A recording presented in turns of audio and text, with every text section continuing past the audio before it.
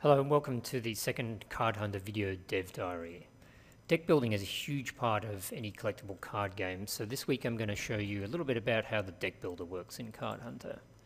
So here we are in your keep, which is where you keep all your items, and this is my giant collection of things that I own. You can see there's a very large number of them there. On the left hand side of the deck builder is my party, and each character in my party has their own sheet. And on the character's sheet at the top you can see a bunch of slots, and this is where I put items to equip that character. Below that is my deck, which is of course all the cards that this character can play in a battle. Now I make that deck by equipping items into these slots, and you can see here is a default item that this character started with. It's a pretty crappy item. It's a blunt sword with 6 fairly weak cards that came from it.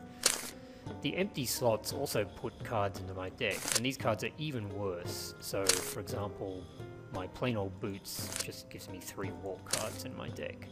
So let's say I want to replace one of these empty slots with an actual item.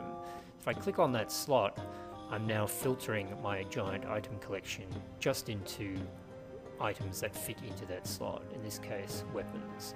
I can click on any of these weapons to see more clearly what kind of cards come from it. So for example, this Club of Devastation has 4 really good attack cards and a couple of black drawback cards. But I might actually want to take those drawbacks in order to get access to these devastating blows.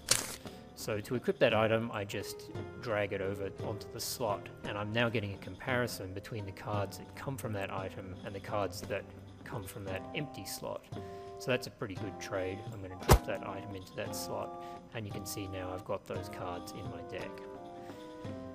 That's a very basic introduction to the Card Hunter deck builder. Next week I'll talk about some of the more advanced features of this, and if you have any questions about the way it works, please leave a comment on this video or stop by our forums and let us know what you'd like to hear more about.